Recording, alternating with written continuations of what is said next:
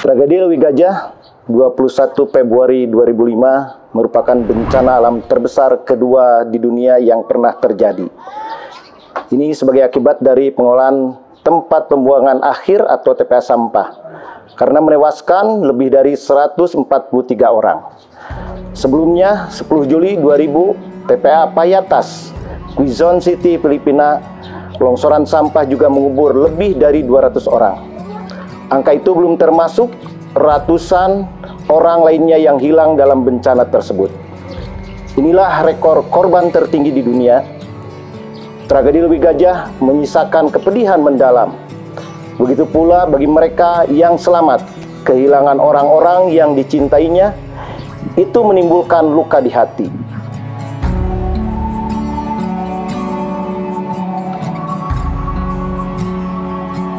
Tujuh 17 tahun sudah kisah tadi menggema. Setiap tahunnya, tragedi TPA sampah Lewi Gajah menundukkan setiap kepala kita. Pesan moralnya agar kita lebih bijak dalam mengelola sampah di rumah. 17 tahun lebih juga pemerintah masih mengelolanya dengan konvensional. Sampah diangkut, terus dibuang. Masih belum menjadi solusi. Untuk mengurai sampah, dibutuhkan orang-orang luar biasa untuk menyadarkan pentingnya memilah dan mengelola sampah sejak dari rumah. Dan inilah orang-orang.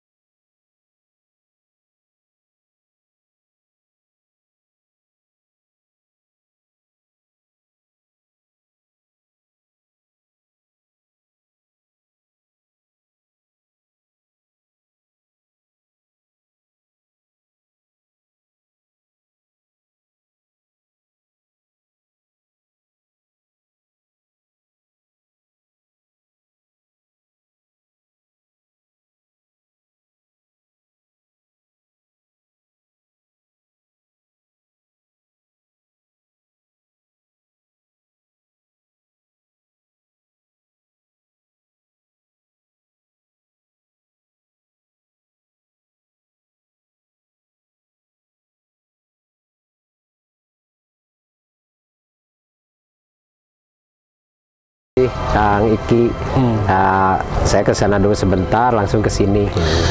Kang, ini kan saya tuh melihat kegiatan-kegiatan Akang kemarin-kemarin kan sudah sangat begitu luar biasa ya, menggugah masyarakat untuk bisa berempati terhadap apa yang mereka buang ya. Kang, besok itu tanggal 21 Februari, Akang masih ingat tragedi apa? Kejadian korban di Lewi Gajah. Kebetulan waktu itu saya juga masih ikut, seringlah ikut di angkut itu sama mobil-mobil truk ya, gitu ya. Jadi tragedi tanggal 21 Februari itu kan tahun 2005, berarti sudah 16 tahun ya? 16 tahun. Sampai saat ini pemerintah masih menggunakan pola konvensional mengangkut sampah ke TPA ya. Menurut Akang sebetulnya pola seperti itu seperti apa? Kalau menurut saya, karena contoh lah gini ya, kalau menurut saya, contoh kalau sampah di rumah ada tong aja, tong sampah, kalau dari rumah aja sekeluarga aja, kalau tiap hari dikasih itu sampah disimpan di situ tanpa ada pengolahan, tetap akan penuh. Nah itu Sarimukti juga sama. Kalau dari daerah-daerah datang terus mengantar sampah ke sana, lama-lama kan sampah menumpuk tanpa ada pengolahan, menumpuk, overload. Nanti sampahnya mau dikemanakan lagi kalau tidak ada pengolahan sampai tuntas. Iya, iya. Ini Akang kan dengan pola tersebut, Akang juga coba menggugah seperti sahabat Akang, Kang Haji siapa? Kang Ade. Kang Ade. Pak Kang Ade ya, Kang Ade. Jadi ada storing ya untuk memilah sampah di sini. Sudah ada berapa banyak storing pengolahan sampah? Terutama setiap desa itu adalah yang saya datangi beberapa RW gitu ya, enggak semua desa ikut gitu. Terutama ya di situ saya menerapkan edukasi, aksi dan sosialisasinya. Jadi di mana dari sampah itu untuk kita memelihara lingkungan, dan otomatis dari memelihara lingkungan itu ada nilai-nilai ekonominya juga gitu. Nah, contohlah saya di RW-RW yang saya bina, ternyata dari sampah itu bisa mengumpulkan kas juga, dan uang kasnya itu bisa dimanfaatkan oleh masyarakatnya sendiri. Contoh ketika ada yang meninggal, boeh dan padungnya itu hasil dari sampah juga gitu. Ada yang sakit, warganya bisa dari itu. Itu pemanfaatan dipilah sampah di tempat gitu. Ya contohnya 1 RW atau 1 RT. Jadi sistem pemilahan, dan residunya saya kebanyakan jarang diangkut sama DLH, langsung aja dibakar lah. Karena mengandalkan instansi, maaf ya, karena kendaraannya udah banyak yang rusak, ya, kemungkinan lah sekian persen yang bisa ke Raja Mandala. Itu mungkin, jadi kebanyakan dipilah di tempat. Dipilah di tempat ya. Komunitas Juri Gruntah lahir di tahun 2018 ya? 2017 ya. Sampai saat ini masih eksis? Alhamdulillah masih eksis, karena di tim kami itu tiap kecamatan ya kurang lebih ada 300-an anggota, walaupun belum dilegalkan gitu ya. Tapi kegiatan tiap desa yang ada Juri Gruntahnya berjalan di lingkungan. Dari kegiatan-kegiatan yang sudah ada nggak dari pihak pemerintah mengundang, misalkan berkomunikasi, meminta saran atau apa? Kalau mengundang sih ada. Contoh dalam serasehan FGD tentang lingkungan ya ada. Tapi kalau untuk saya pribadi, kalau istilah untuk seremonial saja saya sering menolak lah. Sering menolak. Ya karena saya perlunya bukan bicara, tapi fakta dan kenyataan di lapangan gitu. Banyak sih program-program pemerintah bagus, dan saya juga mendukung. Contohlah ada Kampung Bedas, kalau dulu Kampung Sabar, sekarang Kampung Bedas, atau ada BBS. Nah di sini kadar-kadar B3S-nya itu seharusnya jangan ngambil sampah aja yang di jalan, itu bagus. Cuma kita perlu edukasi ke warganya, karena sampah diambil sekarang di pinggir jalan, sampah liar ya intinya, diambil sekarang habis, besoknya udah ada lagi. Tapi kalau kita ada edukasi, minimal lah mengurangi sampah di tempat itu yang diangkut. Ya. Nah itu perlu kita mendobrak ke warga. Terus aparat-aparat pemerintahan setempatnya juga harus mendukung gitu. Kang Wisnu, kalau soal pendampingan di tiap wilayah ke-RW-an, polanya seperti apa sih pendekatannya? Pendekatannya mula-mulanya sih kalau saya pribadi ada acara opsi dulu, terus mendekati. Kadang-kadang warga yang mengerti datang ke RW-nya, ini tempat sampah tadinya TPS liar lah, anggap TPS liar. Nah dia kan susah mau buang, malu. Orang lain yang bersihkan bukan warganya. Nah jadi ada malu. Nanti dia bertanya, Pak RW ini buang sampah harus kemana? Nah nanti si RW udah dikasih solusi, tolonglah dipilah di sini. Nah tadinya yang tempat sampah liar itu bisa dibikinkan TPS sementara untuk pemilahan sampah gitu. Sudah berapa wilayah yang Kang Wisnu dampingi? Kalau dampingi sama desa Padasuka, Kutawaringin, Kabupaten Bandung ya, Kutawaringin, Padasuka, desanya itu, tapi tidak seluruh desa ya. Kadang-kadang ada yang 2 RW, 1 RW Padasuka, terus Parung Serab, Sekarwangi. Kalau dihitung-hitung hampir lebih adalah 30 RW-an. 30 RW. Ya. 30 RW-an. Kang, harapan Akang soal pengelolaan sampah ke depan terhadap pemerintah seperti apa sih? Kalau bisa pemerintah itu ngasih program itu untuk pilah sampah di tiap RW lah, khususnya tiap RW dulu lah. Tiap RW dan nanti mungkin ada percontohan nanti RW-RW yang lain ikut. Nah di situ si pemerintahan itu yang bersangkutan harus siap menyediakan prasarananya untuk pemilahan itu. Contohnya lah ada bak-baknya, terus kalau membutuhkan karung jangan sampai beli lah, karena kita udah membantu instansi yang berkaitan tentang sampah gitu. Jadi kalau mau sampah paling kalau masalah residu, nah yang kadang-kadang residu itu yang paling sulit. Kadang-kadang dari pihak pemerintahan yang terkait residu itu udah tanggung jawab pemerintah kan. Tapi intinya kebanyakan residu itu tetap kalau udah naik ke mobil pastilah ada ininya gitu, tetap aja gitu. Itu tinggal itu mungkin dari pihak RW yang punya sampah residu itu mungkin itu mah cuma kalau itu kadedeh lah istilahnya gitu ya. Siap. Itu udah banyak yang terjadi. Kang, saya mau lihat hasil pemilahan ya. Ya. Ini hasil pemilahan ya? Ya, ini hasil pemilahan. Ini apa, plastik atau apa? Ini PET, botol mineral ya. Botol mineral. Ya, botol mineral. Yang sudah dipilah. Ya, yang sudah dipilah. Ini plastik biasa, ada PE, ada PP ini. Terus untuk jadi biji apa? Ya. Biji plastik ya? Ya, tapi kalau saya ini bisa dimanfaatkan untuk media bakteri. Media bakteri. Ya. Apa aja itu? Media bakteri itu untuk menjernih air limbah domestik. Jadi harganya juga beda nanti kalau udah diolah. Nah, itu karena di tempat saya di Jurigdunta itu khusus bikin gitu. Jadi pemerintah juga kebantu daur ulang dari sampah untuk membersihkan limbah domestik. Gitu. Jadi volume sampah yang terbuang ke itu jadinya berkurang. Kemarin aja 1 bulan itu menghabiskan 35 kubik. 35 kubik? 35 kubik PET yang 600 mili, itu ke daerah Pase, ke daerah Gamlok, Gambung, terus ini ke Tawaringin. Oke. Jadi sampah juga bermanfaat.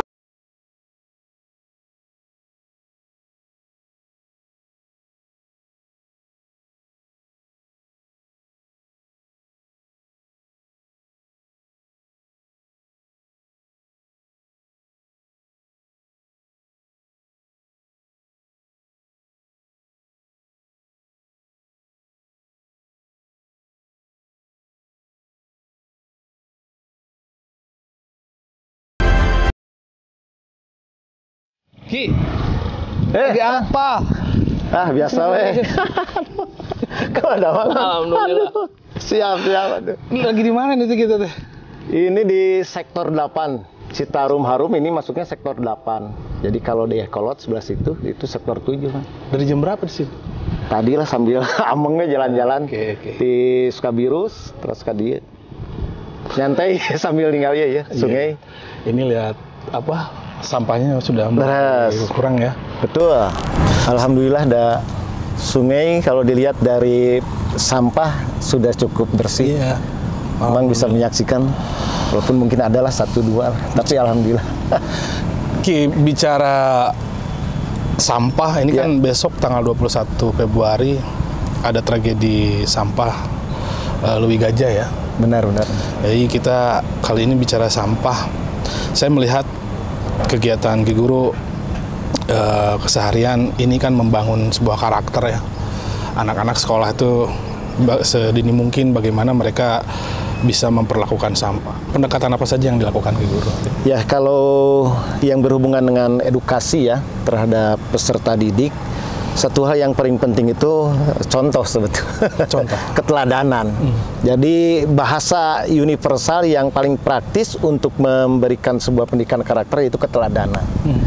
Karena kalau dengan bahasa verbal kita bicara mungkin saja anak mendengar.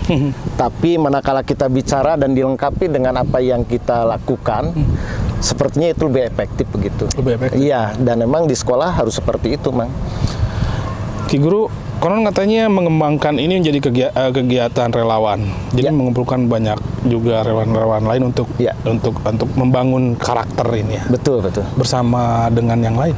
Ya, kalau di sekolah kan sebetulnya di Bandung termasuk di luar kota Bandung juga Kota Bandung ya? Iya, kalau di kota Bandung kan ada yang program Kementerian Lingkungan Hidup yaitu program Sekolah Adiwiyata.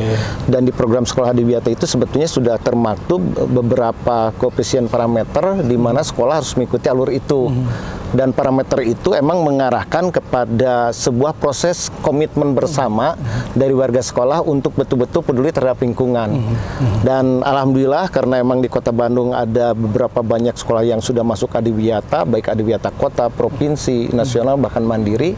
Nah, ada militan-militannya, jadi ada guru-guru yang militan begitu, dan emang punya kesepakatan bagaimana cara terus membumikan nilai-nilai pendidikan karakter peduli lingkungan itu. Nah, kita buatlah sebuah forum silaturahmi sekolah adiwiyata Kota Bandung. Kemudian dari forum itu kita bergerak bagaimana cara menyebarkan virus kebaikan dalam bentuk kepedulian lingkungan terhadap warga sekolah. Jadi kita datang ke sekolah, kemudian kita sounding, minta izin kepada kepala sekolah, kemudian barulah kita memberikan edukasi, sosialisasi tentang pengelolaan lingkungan terhadap peserta didik dan warga sekolah, Mak. Oke. Sebagai praktisi lingkungan juga, Siap. Guru balik lagi ke pembahasan sampah. Ya. Guru melihat fenomena hari ini bahwa pemerintah masih mengelola sampah dengan mengangkutnya secara konvensional. Benar. Hari ini Sarimukti sudah sangat begitu penuh dan Menyedihkan ya. menyedihkan. Kayak nangis sih. Gimana itu menurut? Ya, sebetulnya kita terlalu punten pisan, terlalu tidak pandai dalam mengambil sebuah momen hikmah. Karena kejadian longsor di Leuwi Gajah itu kan 2005 ya. Sudah 17 tahun. Sebetulnya kalau manakala setelah kejadian longsor itu dan kita mengambil sebuah langkah strategis, bagaimana caranya supaya sampah ini tidak menjadi masalah, sebetulnya 17 tahun kan terus dewasa, Mang. SMA tuh. Artinya sebetulnya sudah harus selesai itu teh.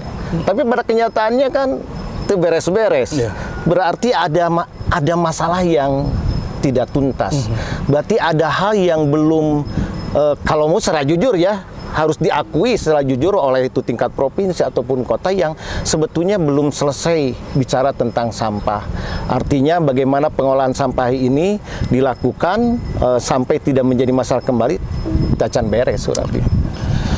Bicara soal wilayah daerah, ya, dahulu waktu 2008 sampai 2013 ya, masih pada Darosada, betul. Beliau kan pernah menginisiasi untuk memilah sampah dari rumah. Menurut Guru, itu sebetulnya efektif atau tidak? Karena hari ini tidak diteruskan ya. Sebetulnya emang kalau bicara tentang kunci penyelesaian sampah, ya harus dipilah. Yang 3R itu sebetulnya. Jadi mau berapa R lah kita lah. Ada yang ada 5R, 6R, mau berapa banyak R-nya juga kalau tidak dilaksanakan dengan komitmen ya percuma begitu. Dan emang apa yang tadi oleh Mang Num sampaikan bahwa pada saat zaman Darosada ada pendekatan pemilahan sampah dan sampai sekarang juga dilakukan sebetulnya karena emang itu salah satu solusi. Cuman yang jadi masalah nanti beres-beres. Artinya ada sesuatu hal yang harus dikaji lebih dalam, duduk bersama, bukan hanya para pemegang kebijakan, karena siapa tahu justru di lapangan kondisi yang nyata terjadi tidak seperti yang dipikirkan oleh mereka begitu. Dan jujur-jujuran saja pengolahan sampah itu emang harus dibangun atas dasar komitmen bersama. Dan yang paling penting yang pernah dan sering saya sampaikan, monitoring evaluasinya harus benar gitu. Di akhirnya. Iya harus benar. Jadi kalau hanya menggulirkan program, yuk kita pilih sekarang di Bandung juga udah dilakukan sekarang ada. Jadi memisahkan sampah.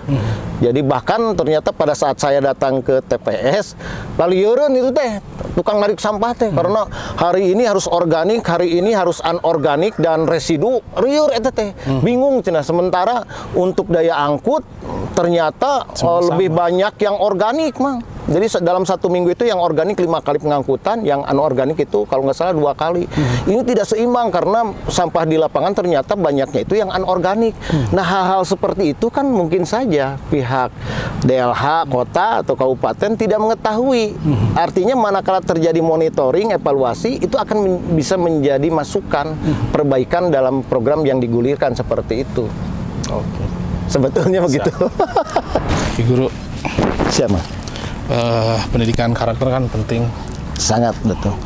Apa harapan ke Guru di masa saat ini untuk bisa membangun karakter adik-adik kita di sekolah? Ya, apalagi dalam kondisi sekarang, Mang, di mana pendidikan beralih ke rumah kan ya, daring ya. Artinya para guru pun harus senantiasa memasukkan nilai-nilai pendidikan karakter peduli lingkungan dalam materi yang diajarkan. Kalau PTM mah ya dia tetap muka kita bisa kan ya, tapi kalau daring ini apalagi. Artinya harus ada inovasi pada peserta didik agar pada saat menyampaikan materi itu ya harus dibumbui dengan nilai-nilai pendidikan karakter peduli lingkungan seperti itu. Kang Rahmat Supriyat, terima kasih atas waktunya. Siap. Atas perjuangan.